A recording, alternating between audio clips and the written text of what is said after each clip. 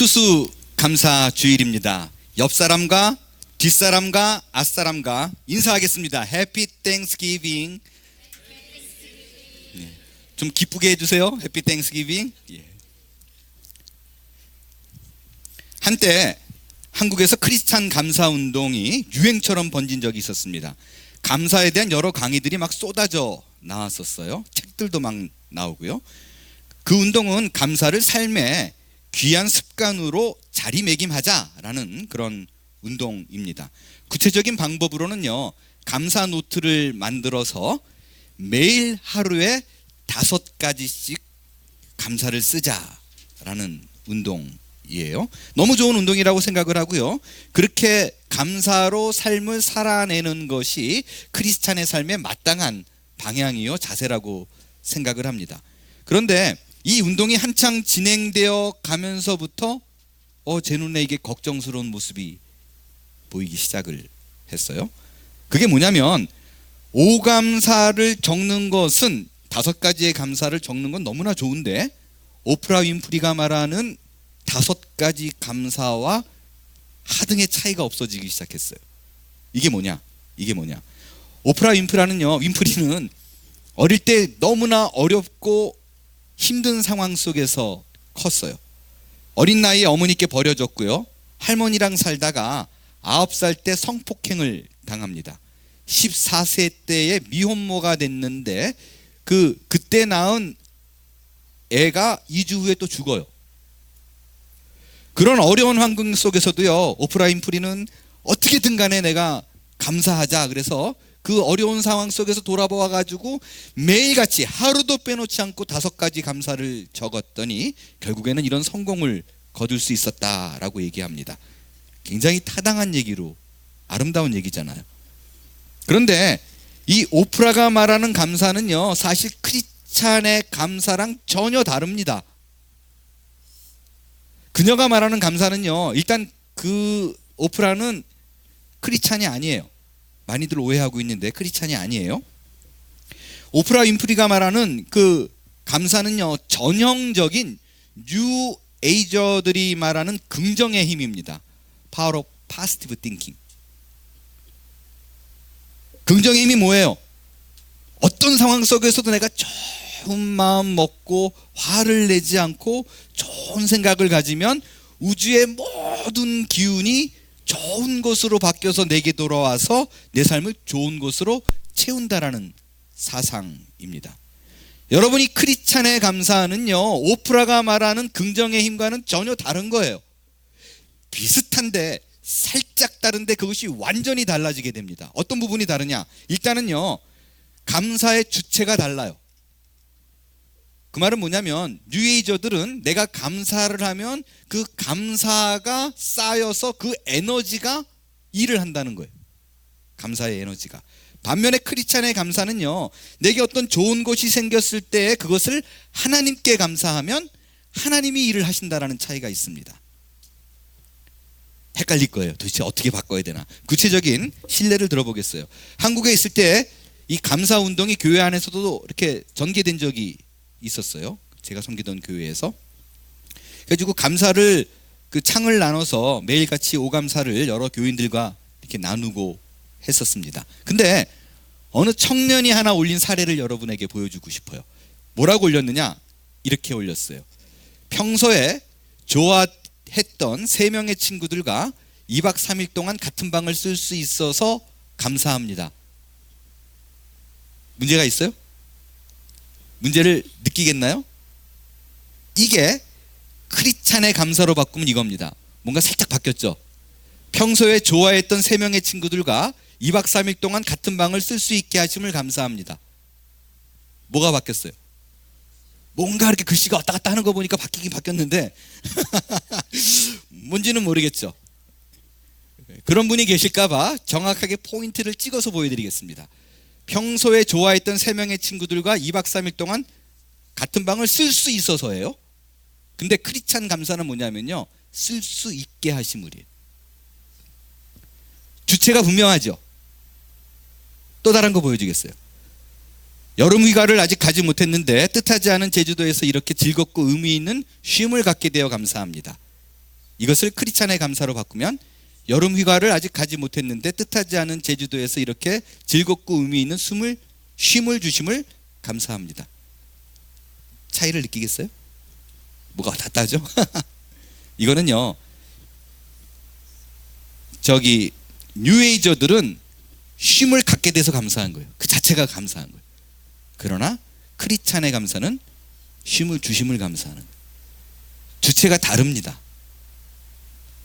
여러분 이거 한번 해보세요. 내가 이제부터 오감사를 하리라 그러고 쓰다 보면요, 자꾸 이게 안 돼요. 습관이 안 돼서. 좋은 차가 생겨서 감사합니다는 쉬운데, 이거를 좀 바꿔가지고 좋은 차를 주심을 감사합니다라고 하면 생각해야 돼요.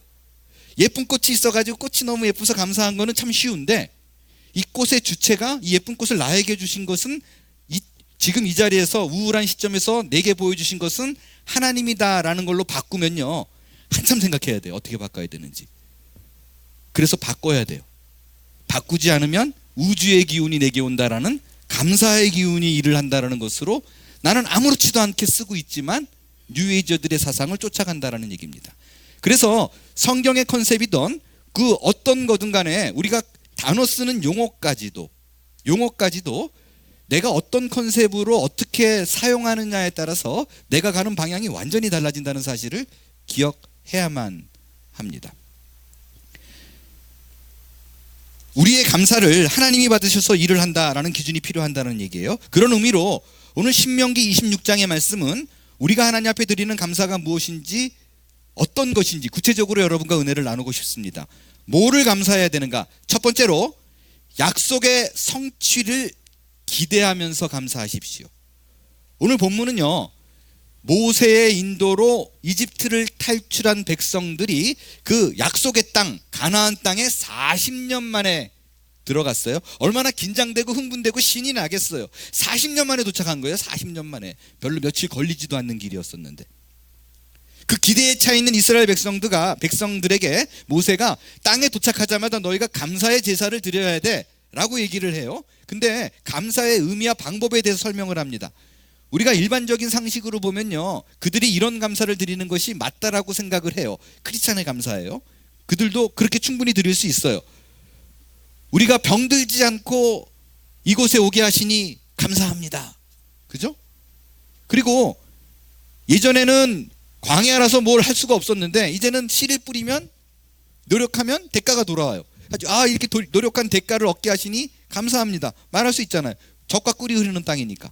광야랑 다르게 이래야 될 것 같은데, 그들이 감사제를 드리는 이유가 가장 중요한 것은 거기에 있다라고 얘기하지 않아요. 그들이 감사를 드리는 이유를 3절에서 이렇게 얘기합니다. 3절을 같이 읽겠습니다. 시작.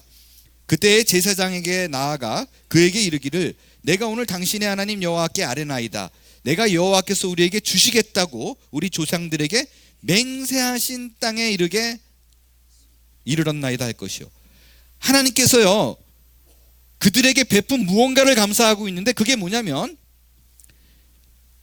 하나님께서 분명히 약속했거든요. 아브라함 때부터 너를 그 감사의 땅에 거하게 하겠다, 내가 들어가게 하겠다 라는 약속을 했었는데, 이제 그게 이루어졌네요 라는 거예요.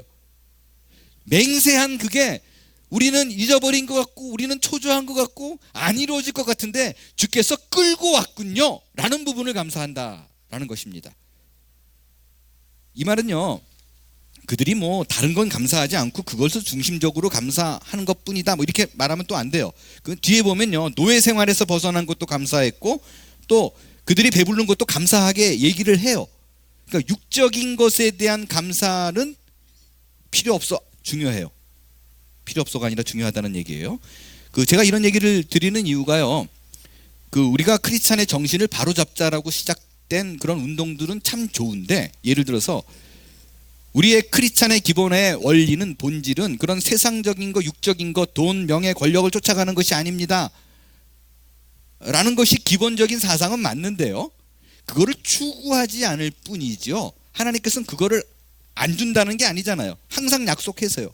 그렇기 때문에 그것이 내게 육적인 무언가가 왔을 적에는 이것이 하나님이 주신 것이구나에 대한 감사도 필요하다고요.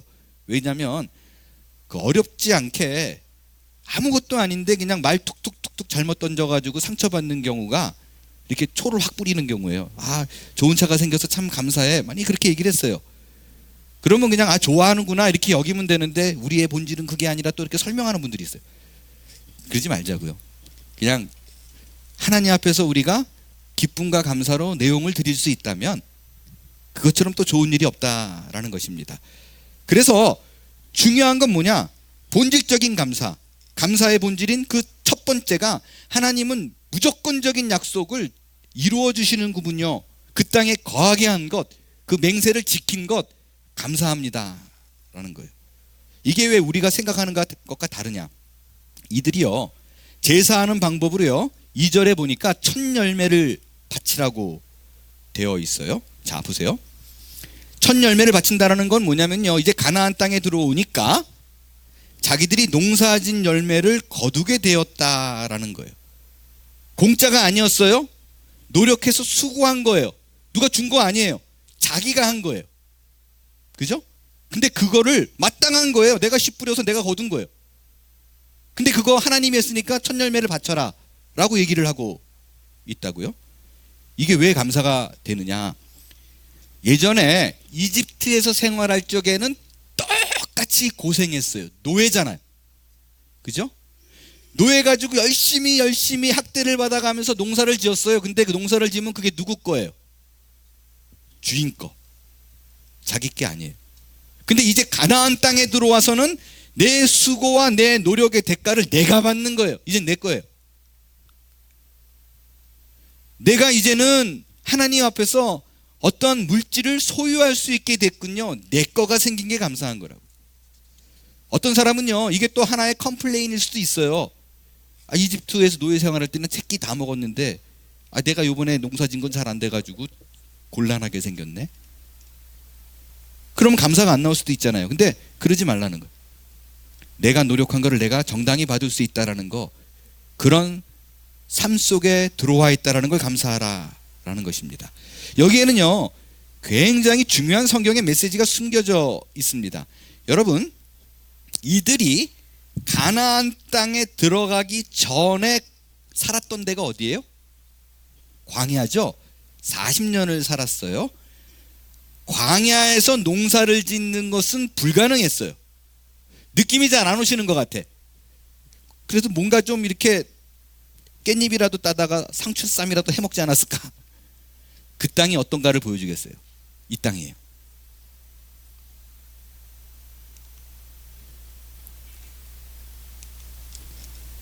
그러니까 40년을 여기서 산 게 기적이에요. 40년을 살았으니까. 이때는요, 씨를 뿌릴 필요도 없었어요. 물 줄 필요도 없었어요. 농사 질 필요가 없었어요. 왜요? 하늘에서 뭐가 내려왔어요? 만나가 내려왔었어요. 여러분 보세요. 아침에 눈 뜨고 나오면 과자 같은 것이 쫙 널려 있었다고 성경에 돼 있어요. 그래서 그거를 따먹었어요. 이게 더 기적이에요? 이게 더 감사일까요? 아니면 내가 쇠 빠지게 일해서 그 일한 거를 걷어내는 게 감사일까요? 상식적으로 생각하면 그냥 하늘에서, 우리 평생의 소원이 그거 아닌가요? 놀고 먹자 땡. 그러니까 만나 시절에는 그거 아니었냐고요. 만나 시절에 그 시절을 감사해야 될 것 같은데 그렇지 않아요. 그때는 막 기적이 펼쳐졌잖아요. 낮에는 구름 기둥, 밤에는 불 기둥. 왜? 낮에는 햇빛 때문에 구름 가려주고 밤에는 춥기 때문에 난로 삼아 잘 수 있게 해주고. 이게 더 훨씬 신앙의 삶이고 신나는 삶 같아요. 기적이 상식이 되는 삶, 뭐 이런 교회도 있더라고요. 그 표어로고는. 중요한 게 뭐냐면요, 그 기적이 상식이 됐더니, 하늘에서 만나가 떨어지는 것이 당연하게 됐더니 그들이 감사했나요? 초반에 와 그랬어요. 그래서 초반에 이게 뭐야? 이게 뭐야? 이게 뭐야가 히브리어로 바꾸면 만나예요. 너무 신기했어요. 그런데 시간이 가니까 야, 이게 뭐냐, 나도 좀 과일을 먹고 싶다, 참외를 먹고 싶다, 야채를 먹고 싶다, 불평했다고요. 여러분, 우리는 어쩌면 교회를 나오는 그 순간부터 무언가 대단한 기적을 원합니다. 내 삶이 좀 확 크게 변화가 되고 멋지게 살 것을 기대합니다. 그러나 여러분이 그 삶이 또 자연스러운 게 되면 감사하지 않아요. 당연한 게 되지. 그러다 보면 또 원망이 나오는 거예요. 이제는 우리가 하나님 앞에서 감사할 수 있는 부분은 평범한 것이 감사한 거예요. 평범한 내가 노력한 그만큼 수확을 하는 것이, 그것이 참된 감사라는 거예요. 우리는 때로는 하나님이 나를 외면하는 것 같아요.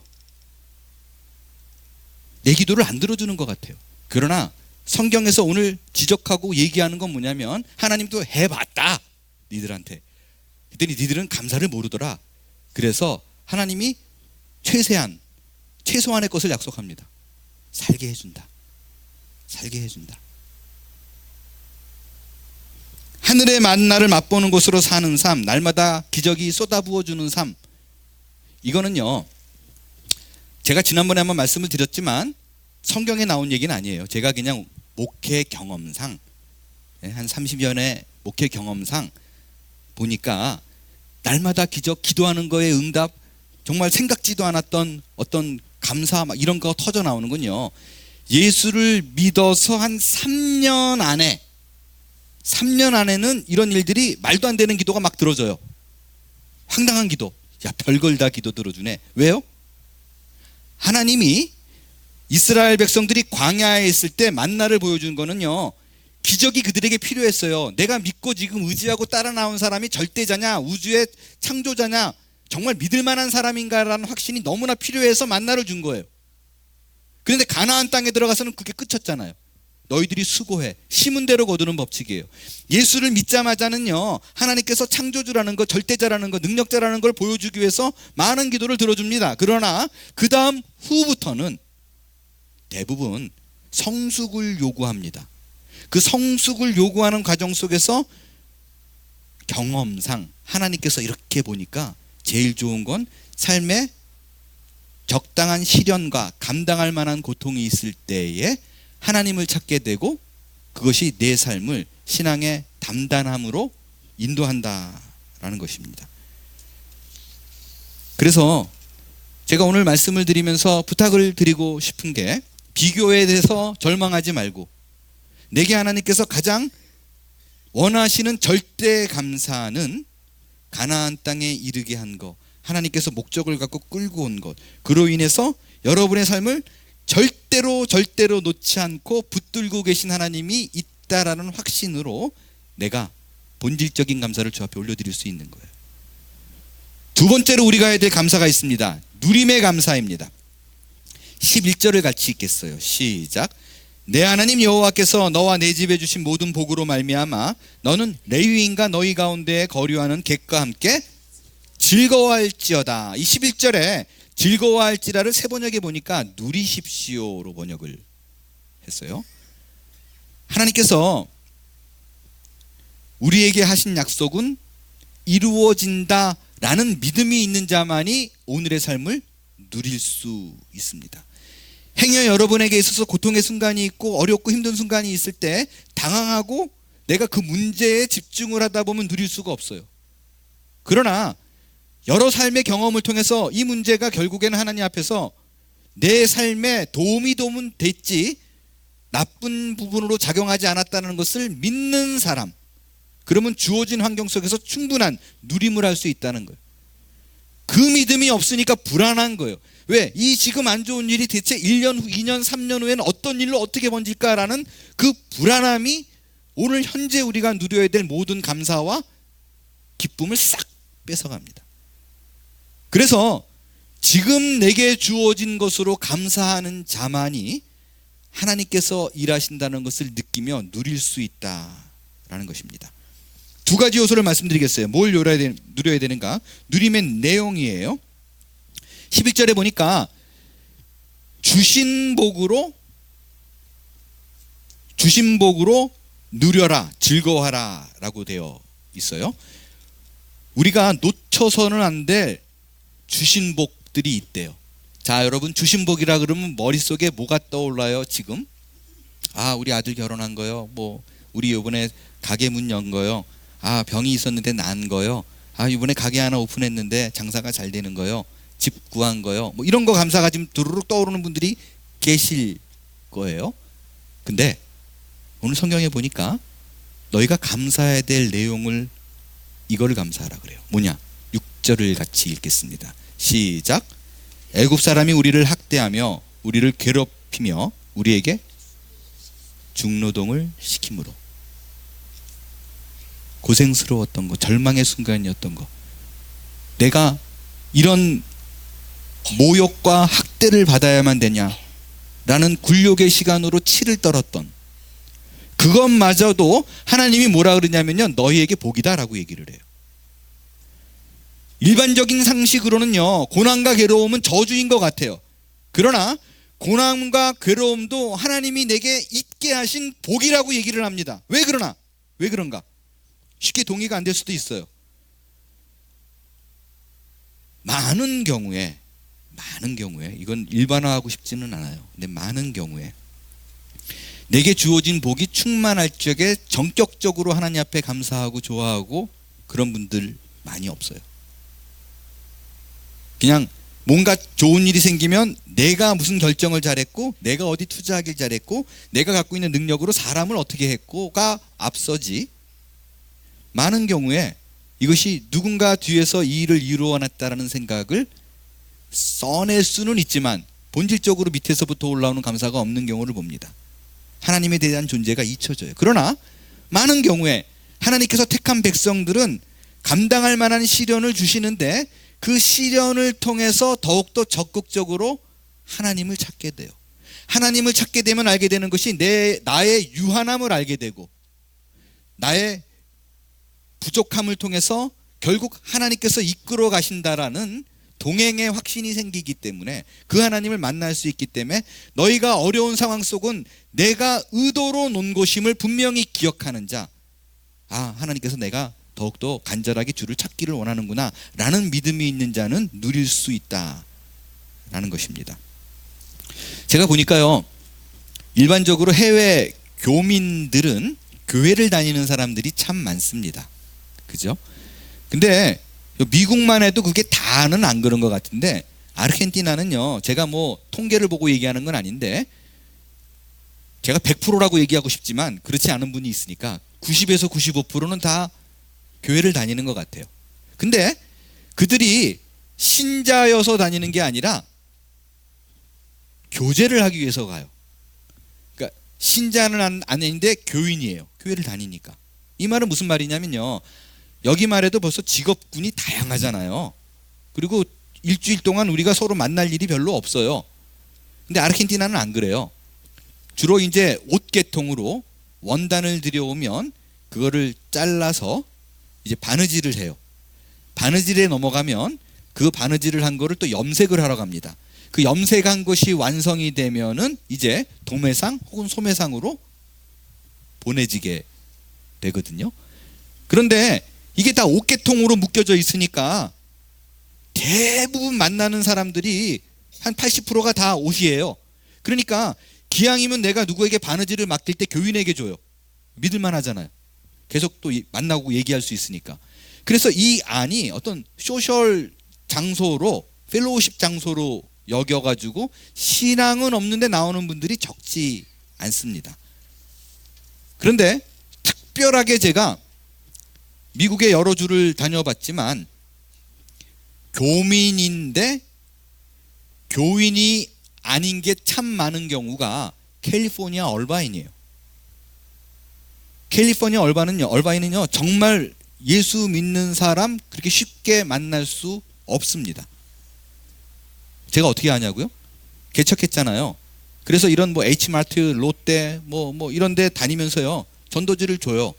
근데 여기만 해도 그러지 않나요? 만약에 전도지를 줄 때 교회 다니세요 그러면 뭐 한 적어도 70-80%는 예 다녀요라고 말하지 않을까요? 그죠? 근데 거기는 10명에게 이거 내밀면요 많게는 7, 8명 교회 다니세요? 아니요 그래요. 어떤 날은 한 5명 정도, 10명이면 하프 정도, 보통 70%까지는 교회 안 다니는 사람들이. 왜 그런가 이렇게 생각을 해봤어요. 그랬더니 차이가 어디가 있냐면 여기는 정착을 하러 오는 분들이 많아요. 다른 주에 있든 한국에 있든 페어팩스에서 이제 내가 삶을 좀 자리 잡으리라 이러고 오는 분들이 많아요. 근데 얼바인만 해도 캘리포니아가 한국이랑 가깝잖아요. 여러분 아시지만 한국은요, 우리 교민들처럼 예수 믿는 사람들이 많지 않아요. 20에서 25%예요. 25%, 4분의 1 정도. 그러니까 5명 중에 4명은 예수 안 믿는 사람들이에요. 근데 캘리포니아에 오시는 분들은 주재원들이 많아요. 그리고 애들 유학 때문에 기러기 부부로 오는 분들이 많아요. 그러다 보니까 이분들은 경제적으로는 굉장히 풍요롭거든요. 얼바인 동네가 뭐 그 애들 픽업하러 오는 차들이 람보르기니가 많고요. 몇 번 봤고요. 많고라고 말할 수는 없고 몇 번 봤고요. 그리고 고등학교 애들 이렇게 주차해 놓는 차들 보면 뭐 아우디, 벤츠 뭐 이런 거 흔해요. 렉서스. 고등학교 애들이. 그 정도로 경제적으로 여유가 있는 사람들이 한국에 와서 3, 4년 기간을 있기 때문에 정착할 생각이 없다고요. 그러니까 자기는 필요한 사람만 만나면 되지 다른 사람들 만나가지고 교제권을 넓히겠다는 생각 자체가 없어요. 그러니까 그 3년, 4년에 있는 동안에 주말이면 최대한 즐기러, 캘리포니아를 즐기러. 또 날씨가 좋으니까 텐트만 딱 꼽아 놓으면 바닷가에서 뭐 어디 휴양무처럼 지낼 수 있거든요. 그러니까 예수 믿기가 굉장히 어려운 동네가 그 지역입니다. 뭐 제가 나누다가 정말 하도 교회에 그렇게 해서 전도되는 사람이 없어가지고요, 3년인가를 거의 뭐 그 월요일부터 금요일까지 돌리는 사모님이 계세요. 지금 몇 분이 교회 왔냐? 3년인가 이렇게 돌렸대요. 한 분도 안 왔대요. 그게 그 지역이에요. 그런 생각을 하다 보면 우리의 삶에 그분들은 여유가 있으니까 하나님을 만날 필요가 없잖아요. 아쉬운 것도 없고. 하나님께서 우리에게 허락하신 시련과 고통이 감사가 될 수 있는 이유는 우리가 비록 여유가 있지는 않더라도 그것을 통해서 하나님 앞에 기도할 적에 응답이 있다라는 그런 누림이 우리 안에 있기 때문인 줄로 믿습니다. 하나님께서 허락하신 한시적인 그 고통 속에서 우리는 그분을 찾고 그분의 사랑을 만나게 되는 거예요. 이스라엘 백성들도 마찬가지예요. 어려운 상황 속에서 그들이 뭘 배웠어요? 그 어려운 노예 생활을 통해서 하나님을 더욱더 간구하게 되고 광야의 기적을 통해서 하나님을 만나게 되는 거예요. 그러니까 우리 교우분들 가운데 형의 지금 현실의 어려움 때문에 고통 겪고 계신 분이 계시라면 망해가는 게 아니라는 거예요. 하나님의 사람으로 빚어가는 중이라는 거.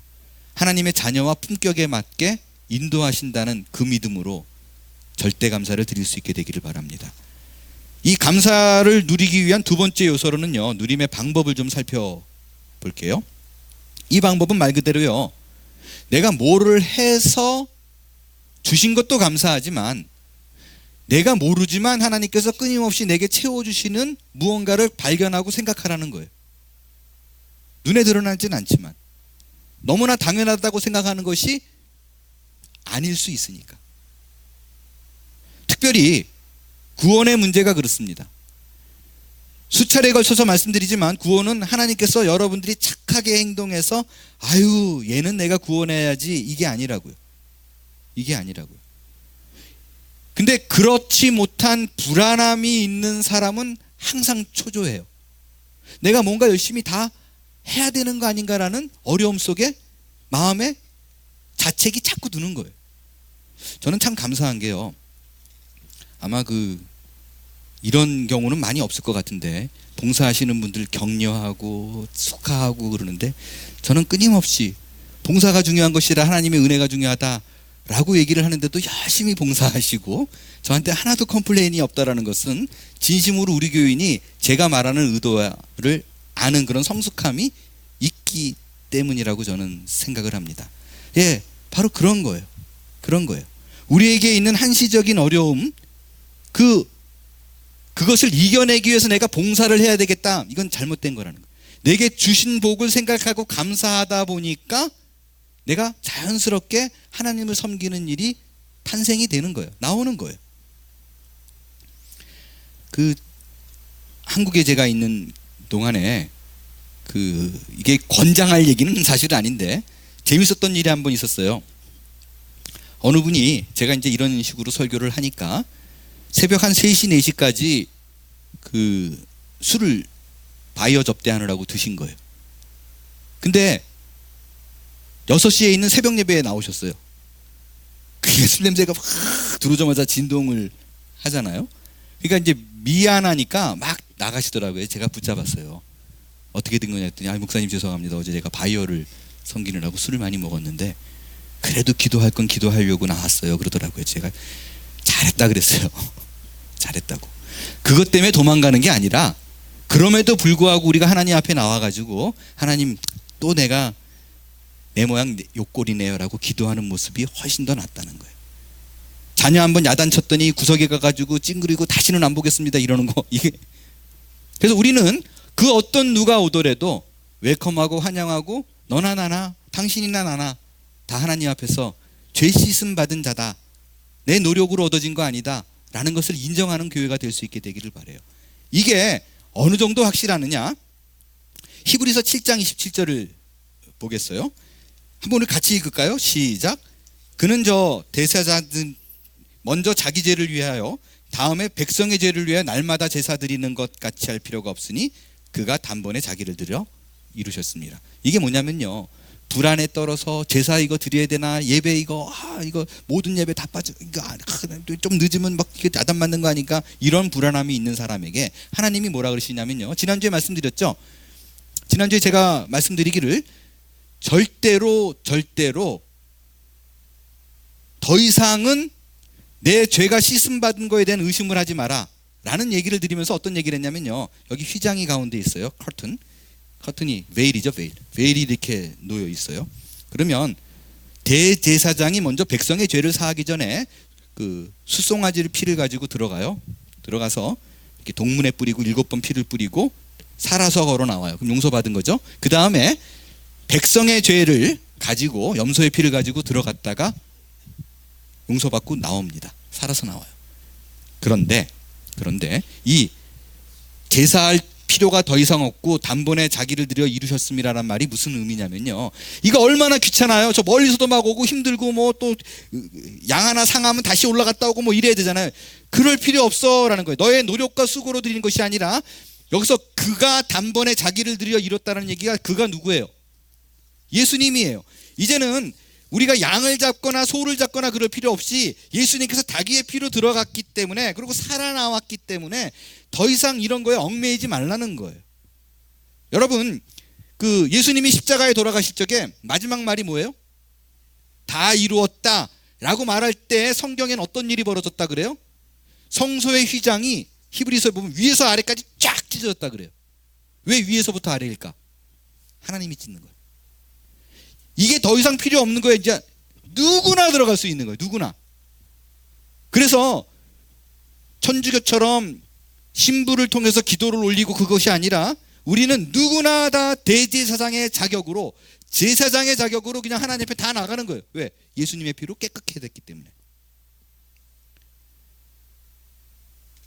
근데 여기서요, 야, 이제는 내가 주신 복을 누리며 살아야겠다라고 생각할 때 정말 여러분에게 부탁드리고 싶은 일이 있어요. 제발 누릴 때에 하나님 앞에서는 당당하십시오. 그러나 사람 앞에서는 그러면 안 돼요. 겸손해야만 합니다. 하나님 앞에서의 누림과 사람 앞에서의 누림을 구분해야 돼요. 하나님 앞에서는 당당하게, 사람 앞에서는 겸손하게. 중요하니까 한번 같이 읽을까요? 시작. 하나님 앞에서는 당당하게, 사람 앞에서는 겸손하게. 우리 한 번만 더 할게요. 목소리를 조금만 높여주세요. 시작. 하나님 앞에서는 당당하게, 사람 앞에서는 겸손하게. 예, 맞아요. 우리가 노력으로 무언가 얻어낸 건 아니에요. 그리고 끊임없이 아까 말씀드린 뭐 술을 먹고 온 사람일지라도 하나님께서 뭐 징계하고 때리고 뭐 이런 게 아니라, 아이고 수고했다라고 품어주실 분인 건 맞아요. 그래서 누릴 수 있어요. 그러나 그거는 하나님 앞에서 당당해야지, 내 죄가 있음에도 불구하고 모든 사람들이 다 어떤 죄를 지었는지 아는데, 내가 돈을 벌기 위해서 종업원을 학대를 할 수도 있고요, 내가 다른 사람보다 마진을 더 뻥튀겨가지고 했을 수도 있고, 그럼에도 불구하고 하나님 앞에는 아유 죄인입니다 감사합니다 할 수 있으나 사람 앞에서는 나는 괜찮아라는 그런 간증을 빙자한 자기 자랑을 하지 마세요. 기독교가 욕먹는 이유가 한국에서 큰 죄를 진 거 다 하는데 감옥에서 나는 예수를 만나서 이제는 깨끗하게 됐으니 누구도 나를 정죄하지 마십시오 이러고 얘기해. 다시 얘기합니다. 하나님 앞에서는 당당하게, 사람 앞에서는 겸손하게. 이것이 하나님 앞에서 우리가 지켜야 될 자세입니다. 제가 한국에 있을 때 전라남도 여수에 있는 손양원 목사님의 기념관인 예양원을 방문을 했습니다. 이 손양원 목사님은 한국의 5대 성자 중에 한 분이세요. 나 환자들을 돌보는 일을 하셨는데 나 환자의 피고름을 직접 입으로 빨아내고 그리고 손으로 걷어내고, 기록에 보면 변비가 있는 사람에게는 항문에 입을 대고 빨아서 빼내고, 이런 일을 돌아가실 때까지 하신 분이에요. 훌륭한 분이죠. 이분이 사랑의 사도 그 성자로 우리에게 기억되는 이유는요, 나병 환자를 돌아본 그것 때문이 아닙니다. 여러분 잘 아시지만 1948년에 발생한 여순 반란 사건에서 자기 두 아들을 총살로 죽인 그 사람을, 반란이 진압돼 가지고 두 아들을 죽인 그 살인자가 끌려가는 그 모습을 보고, 사형장에 끌려가는 모습을 보고 손양원 목사님이 막았어요. 그리고 통곡하고 울었어요. 살려주라고, 풀어달라고 애원을 했어요. 그 애원이, 그 청함이 들어져서 그 아이를, 그 청년을 풀어줬어요. 근데 손양원 목사님이 어떻게 했나요? 아들 삼았어요. 양자 삼았어요. 그래서 끝까지 아들로 대우했어요. 기념관에 갔더니 그 손 목사님의 두 아들을 죽인 사람이 이름이 안재선인데 사진이 굉장히 많이 걸려 있더라고요. 두 아들을 죽인 안재선 사모님, 두 딸 유복자, 손동길 목사, 이런 사진이 있어요. 여기 레드 컬러 옷을 입은 분이 그 총살 당할 걸 모면한 두 아들을 죽인 안재선 씨예요. 되게 전율이 오더라고요. 근데 안내원에게 들은 얘기가 더 충격적이었어요. 이런 얘기예요. 손양원 목사님은요, 양자로 맞고 나서 진심으로 두 아들, 앞서간 두 아들처럼 사랑했대요. 용서하고 친아들처럼 대하고 사랑을 쏟았대요. 근데 동네 사람들이 용서하지 않았대요. 안재선 씨가 나중에 목사가 되려고 했을 때 동네 사람들이 들고 일어나서 목사가 되지 못했어요. 더 안타까운 건 밤에 안재선 씨가 길을 나가잖아요. 그럼 어디서 등장하는 동네 사람들로 인해서 피투성이가 돼가지고 들어온대. 누군지도 모르는 사람한테 계속 폭행을 당하는 거예요. 무슨 얘기예요? 여러분이 안재선 씨의 양아버지인 손양원 목사님은요, 진짜 아들로 대했어요. 양아들이지만 내 친아들처럼 똑같이 대했어요. 완전히 용서했어요. 그러나 사람들은 용서하지 않았어요. 사람들은 여전히 그를 향해서 너는 죄인이야, 우리 공동체 가족을 죽인 그 사람이야 라는 걸 잊지 않았다라는 것입니다. 여러분, 우리가 이 사실을 명확히 알았으면 좋겠어요. 이게 현실입니다. 그리스도의 삶이 아름답게 빛나는 것은 당당하고 하나님 앞에서 떳떳해야 되지만 사람 앞에서는 겸손하십시오. 행여 우리가 하는 간증으로 인해, 우리가 복받았다라고 말하는 것으로 인해 누군가가 나한테 아닌데, 이래서 내가 예수 못 믿겠는데 라는 사람이 있는지를 생각해야만 합니다. 그것이 우리가 하나님 앞에서 행해야 될 진정한 감사의 자세요, 회복해야 될 감사의 본질인 줄로 믿습니다.